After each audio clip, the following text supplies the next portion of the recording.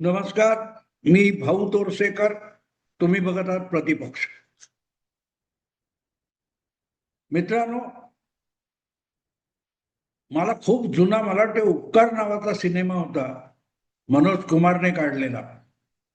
आणि त्यामध्ये आयुष्यभर खलनायकाची भूमिका केलेला प्राण नावाचा जो अभिनेता होता, त्याने एक वेगळी भूमिका केली होती, एक फकीर वगैरे असं काहीतरी. आणि त्याच्या तोंडी एक गाणं होतं, कसमे वादे प्यार वफा सब वगैरे असं. त्यातली एक ओळ मला आज आठवते, आसमान पे उडने वाले मिट्टी में मिल जाएगा. ही ओळ आठवण्याचं कारण हे जंतर मंतरचं आंदोलन आणि त्यानंतरची जी काही नाटकं चालली होती. मी सुरुवातीपासून सांगितलं, हा सगळा मीडिया मधला देखावा आहे. यामध्ये कुठेही सामान्य विद्यार्थ्यांचं कल्याण वगैरे नाही, संबंध नाही. मोदी सरकार विरोधामध्ये मीडियामधून उभा केलेला आणि फुगवलेला हा फुगा आहे, हे मी परत परत सांगत असो. जसं मी जरांगे पाटलांच्या वेळेला पण सांगत होतो. आणि त्याचं कारण आहे मित्र, मी सुद्धा माणूस आहे. फार मोठं अगदी चिकित्सक असलो, विश्लेषक असलो, तरी माणसं भावनेच्या आहारी जातात. आणि मी सुद्धा भावनेच्या आहारी जाणारा आहे, गेलेलो आहे अनेकदा. पण ज्या वेळेला आपण भावनेच्या आहारी जाऊन एखाद्या उदात्त गोष्टीसाठी पाठिंबा द्यायला जातो, तेव्हा आपला गैरफायदा उठवला जात असतो. याचं भान ठेवलं पाहिजे. आणि समजा भान राहिलं नाही, तर जी आपल्याकडून एकदा चूक झालेली असते, ती निदान दुसऱ्यांना होऊ नये याची काळजी घ्यायची असते. एवढ्या मर्यादा मी पाळलेल्या आहेत. म्हणून 2011-12च्या सुमाराला जे लोकपाल आंदोलन झालं होतं आणि अण्णा हजारे यांना दिल्लीला नेऊन केजरीवाल सारख्या बदमाशाने जो काय देखावा निर्माण केला होता, त्या देखाव्याला भाऊ तोरसेकर सुद्धा फसला होता. मी त्या आंदोलनाचं जोरदार समर्थन केलेलं होतं. अर्थात त्यावेळेला मी सोशल मीडियामध्ये वगैरे फारसा नव्हतो. वेगवेगळ्या वृत्तपत्रात लिखाण करणं, आणि एका वृत्तपत्रामध्ये, पुण्यनगरीमध्ये, मी दैनंदिन स्तंभलेखन करत होतो. आणि त्यामध्ये अण्णा हजारेंच्या आंदोलनाचं किंवा केजरीवाल वगैरे मंडळीचं मी प्रचंड समर्थन केलेलं होतं. अर्थात त्यालाही एक कारण होतं की मी काँग्रेसच्या राजकारणाचा विरोधक राहिलेलो आहे. आणि त्यामुळे काँग्रेसचं देशात सत्ता आहे, त्याच्या विरुद्ध म्हणूनही मी भरकटत गेलो असणार, मी नाकारणार नाही. उगाच बुद्धिजीवी आव आणायचा आणि तेव्हाही मी बरोबर होतो, आताही मी बरोबर होतो, असला खुळेपणा मी करणार नाही. त्यामुळे ते आंदोलन हे काँग्रेस विरोधात आहे म्हणूनही माझा कल जरा तिकडे असेल, हे मी नाकारणार नाही. पण त्यांनी उचललेले मुद्दे रास्त होते आणि म्हणूनही मी त्याचा समर्थन केलं होतं. पण त्यानंतर ज्या प्रकारचे रंग केजरीवालनी उधळले, थेट राजकारणात प्रवेश केला, अण्णा हजारे सारख्या माणसाला उल्लू बनवलं, आणि देशातला भ्रष्टाचार निपटून काढण्यासाठी निघालेल्या या बदमाशांच्या टोळीने आजपर्यंत कुठल्याही राजकीय पक्षाला कमीत कमी वेळामध्ये जितका प्रचंड भ्रष्टाचार करता येणार नाही, तितका निर्लज्जपणे करून दाखवला.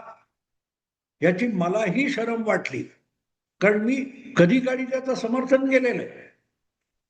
पण आपल्याला जेव्हा उदात्त चित्र रंगवलं जातं आणि आपण त्याच्या मागे वाहवत जातो, त्यापासून सावध झालं पाहिजे. हा धडा लोकपाल आंदोलन आणि अण्णा आंदोलन यापासून मी शिकलो होतो. आणि म्हणूनच जरांगे पाटील नावाचं जे ढोंग उभं करण्यात आलं, तेव्हाही सातत्याने मी सांगत होतो की मराठा आरक्षण, मराठा समाजातल्या तरुणांच्या जी दुर्दशा आहे त्याचं मी जरूर समर्थन करतो. पण जी अशक्य कोटीतली गोष्ट आहे, ती गोष्ट आपणच साध्य करू असं दाखवत दाखवत जरांगे पाटील यांच्यासारखा माणूस जो एक आभास निर्माण करतोय आणि वेगवेगळ्या राजकीय पक्षांच्या नेत्यांच्या हातातली कठपुतळी म्हणून मराठा तरुणांना खेळवतोय, हे घातक आहे. हे मी सुरुवातीपासून सांगत आलो. मला आठवतं की याचा गिरणी कामगार संप होऊ देऊ नका इथपर्यंत मी सांगितलं होतं. आणि तिथून आजपर्यंत काळ बघा, गेल्या 3-4 वर्षामध्ये मराठा समाजाला किंवा मराठा तरुणांच्या वाट्याला जरांगे पाटील यांच्यामुळे काहीही आलं नाही, ही वस्तुस्थिती आहे.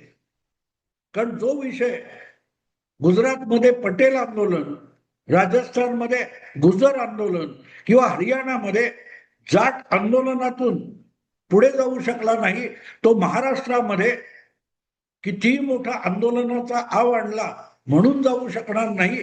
कारण विषय कुठल्याही राज्य सरकार किंवा केंद्र सरकारच्या आवाक्यातला नाहीये. जो विषय आहे तो सुप्रीम कोर्टाच्या आवाक्यातला आहे.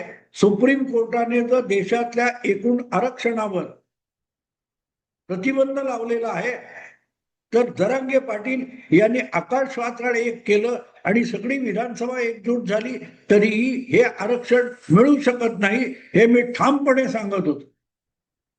हे आज याची आठवण मी एवढ्यासाठी करून देतो की त्यावेळेलाही सगळा मीडिया जरांगे पाटील म्हणजे देशातला सगळ्यात मोठा क्रांतिकारक आहे अशा प्रकारे मीडियाच्या बातम्या रंगवल्या जात होत्या. जनमानसामध्ये त्यांच्याविषयी भावना व्यवस्था निर्माण करण्याचा प्रयत्न झाला होता, पण काहीही झालं नाही. उलट एक वेळ अशी आली, आझाद मैदानाच्या मंचावरून जरांगे पाटील यांना पळ काढावा लागला, जेव्हा हायकोर्टाने मुंबईच्या चांगला सणसणीत दम भरला होता. हायकोर्टात बाजू मांडणाऱ्या वकिलांनी जेव्हा जरांगे पाटील यांच्याकडे मंचावर जाऊन कान गोष्ट केली, त्या रात्री 9 वाजण्याच्या आत जरांगे पाटील फरारी झाले होते. हे मी आज एवढ्यासाठी सांगतोय की अशा आंदोलनातून लोकांच्या, सामान्य जनांच्या भावनेला हात घातला जातो आणि त्या उदात्त कल्पना वगैरे ऐकून आपण भारावून जातो. पण म्हणून ते सत्य नसतं. जे जरांगे पाटील यांचं होतं हेच आम आदमी पार्टीचं होतं किंवा अण्णांच्या लोकपाल आंदोलनाचा होतं. आणि तोच तमाशा हा नीट परीक्षेतल्या गोंधळाविषयी जंतर मंतरवर चालू होता. आणि म्हणून मी पहिल्या दिवसापासून त्या झुरळ पक्षाच्या, झुरळ आंदोलनाच्या विरुद्ध होतो. कारण या लोकांसमोर कुठलाही मुद्दा नसतो. आपला उल्लू सीधा करणं किंवा दुसऱ्यांच्या शरणावर आपल्या पोळ्या भाजून घेणं, यापेक्षा अशा लोकांसमोर दुसरं कुठलंही उद्दिष्ट नसतं. हे आजपर्यंत राजकारणात दिसून आलेलं आहे. आणि म्हणूनच झुरळ आंदोलनातून काही होणार नाही हे मला माहिती होतं. आणि मी यापूर्वी केलेला एक व्हिडिओ गेल्या आठवड्यातला तुम्हाला माहिती असेल की जसं अण्णा आंदोलनानंतर किंवा रामलीलावरच्या आंदोलनानंतर सगळ्याच्या सगळा कोर कमिटी, इंडिया अगेन्स्ट करप्शनची, केजरीवालची कोर कमिटी राळेगण सिद्धीला आली होती, तशीच संभाजीनगरला अभिजित दिपकेची कोर कमिटी येऊन पोहोचली. याची तुलना मी केली होती. आणि मग 2 दिवस चाललेल्या या कोर कमिटीच्या बैठकीमध्ये एक मोठा निर्णय घेण्यात आला. आपल्याकडे मराठी मीडियामध्ये कोणी छोटे मोठे चिरकुट वगैरे मध्यम निर्णय घेत नाही. घेतला तर निर्णय मोठाच असतो. आणि हे उद्धव ठाकरे मुख्यमंत्री झाले तेव्हापासूनची आपल्याकडची परंपरा आहे की निर्णय म्हटलं की त्याच्या अलीकडे मोठा हा शब्द लावायचा. आणि म्हणून त्यावेळेला पण 2019, 20, 21 या कालखंडामध्ये मी अनेक व्हिडिओ केले. त्यामध्ये परत परत मुख्यमंत्री असलेल्या उद्धव ठाकरेंना एक विनंती केली होती, कधीतरी एक छोटा निर्णय घ्या.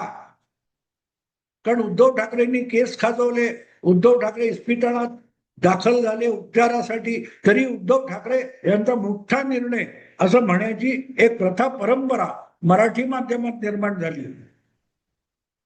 तसाच या अभिजित दिपके आणि त्याच्या कोर कमिटीने संभाजीनगरला 2-3 दिवसाची एक बैठक घेऊन कोर कमिटीचा निर्णय घेतला. काय निर्णय घेतला की आता आम्ही वेगवेगळ्या राज्यामध्ये मोठमोठ्या शहरामध्ये जाणार आणि एक दबाव गट निर्माण करणार.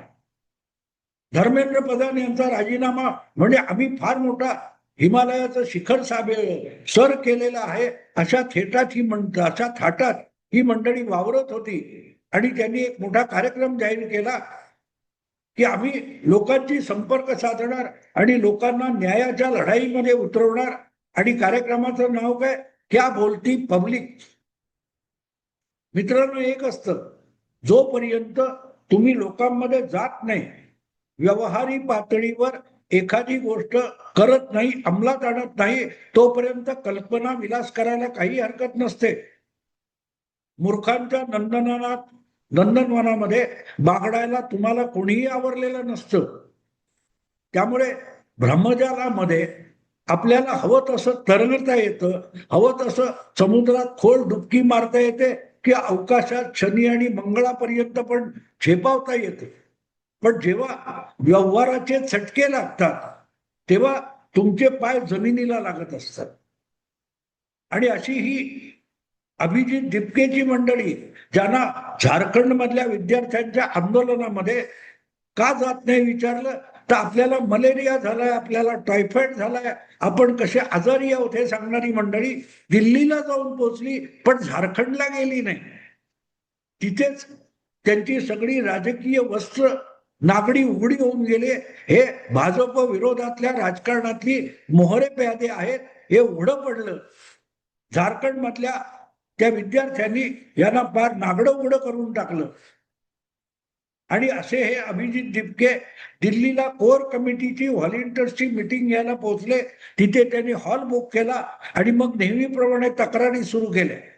ज्या तक्रारी 10, 12, 15 वर्षापूर्वी अरविंद केजरीवाल करायचे, 30 तक्रार दिल्लीच्या आंदोलनानंतर मुंबईत बांद्र्याला बीकेसी मैदानावर जेव्हा यांनी अण्णा हजारेंना उपोषणाला बसवलं, तिथे लोकांची गर्दी फिरकेना, तेव्हा केजरीवाल आरोप करायला लागले, ट्रेन रोखलेले आहेत, बसेस रोखलेले आहेत, पोलीस लोकांना इथे येऊ देत नाहीत.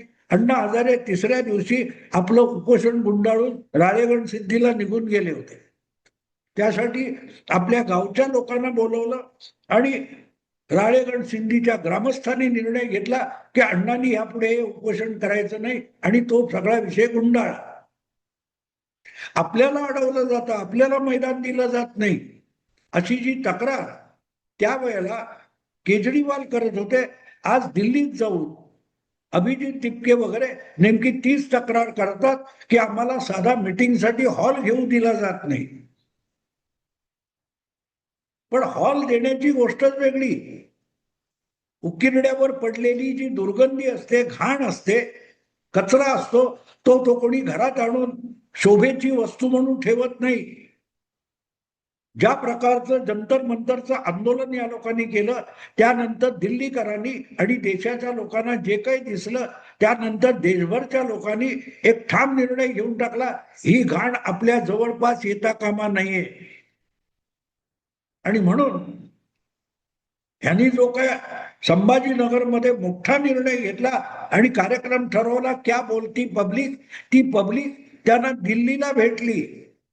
यांना कोणी हॉलमध्ये मीटिंग घ्यायला जागा देईना आणि एका सोसायटीच्या कुठच्या पार्कमध्ये जेव्हा यांनी यांची बैठक घ्यायचं ठरवलं, त्या आसपासचे रहिवासी नागरिक त्या पार्कमध्ये जमले आणि त्यांनी यांना हाकून लावलं. हाकून लावलं हे म्हणणं शब्द बरोबर आहे की तुमच्यासारखी घाण इथे नको. क्या बोलती पब्लिक नाही, थप्पड मारती पब्लिक हा अनुभव घेऊन दिपके हा परत संभाजीनगरला आला. लोकांमध्ये गेलं की लोक पहिल्यांदा भूर पडते त्यांना, पण जेव्हा लोक शहाणी होतात तेव्हा जोड्याने मारतात. हा अनुभव दिपकेला जिवंतपणे घेतात. एक लक्षात ठेवा, ज्यांना तुम्ही अंधभक्त म्हणता, अंधश्रद्धा म्हणता, ती माणसं व्यवहारी असतात. एखाद्या बुवा महाराजाच्या मागे लागतात, बरोबर आहे, भक्ती करतात त्याची, पण तो माणूस भोंदू निघाला तर त्याला पळता भुई थोडी करणार आपण, त्याचाच भक्तगण असतो हे विसरू नका. ज्याची पूजा केली त्याला जोड्यानेही मारायला त्याचा भक्तगण मागे पुढे बघत नाही. अभिजित दिपके किंवा जे काही असे नेहा बोरा किंवा कोण तो सौरभ दास वगैरे याची जी टोळी आहे, त्यांना हा अनुभव दिल्लीत प्रत्यक्ष घ्यावा लागला. नाटक करून झालं, आम्हाला हॉल मिळत नाही, आम्हाला हॉल मिळत नाही. अरे जा बोट क्लब वर प्रचंड ग्राउंड पडलेलं आहे, एक कोपरा पकडा, बसा, तुमची मीटिंग घ्या. रामलीला मैदान अफाट आहे, त्या प्रचंड मैदानावर एका कोपऱ्यामध्ये 500-700 व्हॉलिंटियर्स तुमचे बसले तर कोणी तुम्हाला अडवणार नाही. पण त्या एवढ्या प्रचंड ग्राउंडवर आपल्याला 500-400 माणसं जमवता येत नाहीत याची खात्री असल्यामुळे बोट क्लबवर किंवा रामलीला मैदानावर यांना जाता आलं नाही आणि जंतर मंतरवर जाण्याची सोय राहिलेली नाही. थोडक्यात थप्पड खाऊन लौट के बुद्धू घर को आए म्हणतात, तसे अभिजित दिपके हा संभाजीनगरला परतलेला आहे आणि थप्पड खाऊन परतलेला आहे. कुठचा हॉलचा मालक असेल, हॉल चालवणारी संस्था असेल, त्यांनी तुम्हाला जागा नाकारली समजू शकतो, पण एखाद्या कॉलनीच्या पार्कमध्ये तुम्ही व्हॉलिंटियरची, स्वयंसेवकांची बैठक घेता, त्याच्यावर लोकांनी आक्षेप घेण्याचं कारण काय? तर तुम्ही घाण आहात, तुम्ही कचरा आहात, तुम्ही गंदगी आहात, तुम्ही झुरळ आहात, तुम्ही रोगराई पसरवणारी गंदगी आहात. हेच दिल्लीकरांनी या मंडळींना समजावलं आणि परत पाठवलं. हुज्जत करायची होती तर करायची. मग सडलेली अंडी म्हणजे काय असतात, सडलेले टोमॅटो म्हणजे काय असतात आणि लाथा बुक्क्या म्हणजे काय असतात याचा प्रसाद मिळाला असता. मी आधीच सांगितलं होतं, थोडे दिवस थांबा. जी अवस्था ममता दिदी आणि तृणमूल काँग्रेसच्या समर्थकांची बंगालमध्ये 4 मे नंतर झालेली आहे, तीच अवस्था आणि तोच अनुभव कॉक्रोच समर्थकांना लवकरच घ्यावा लागेल. फक्त तो 1 महिन्याच्या आत घ्यावा लागेल ही अपेक्षा मी पण बाळगली नव्हती, पण ती एक प्रकारे पूर्ण झालेली आहे. उठता बसता जिथे टेकायला जातील तिथून यांना हाकून दिल्लीकरांनी लावलेलं आहे. हळूहळू देशाच्या कानाकोपऱ्यात ज्या ज्या मोठ्या शहरात ही झुरळं जातील तिथून तिथून त्यांना पळवून लावलं जाईल. क्या बोलती पब्लिक हा शब्द जो आकर्षक शोधून काढलाय ना, त्याचं उत्तर थप्पड मारती पब्लिक या स्वरूपात तुम्हाला अनुभवावा लागणार आहे. अनुभवा, अक्कल येईल तुम्हाला. नसेल तर थप्पड खाल्ल्यानंतर गाल कसा चोळावा हे केजरीवाल गुरुजींकडून शिका. मी थांबतो. आवडलं लाईक करा, शेअर करा आणि प्रतिपक्षाला सबस्क्राईब करा. नमस्कार.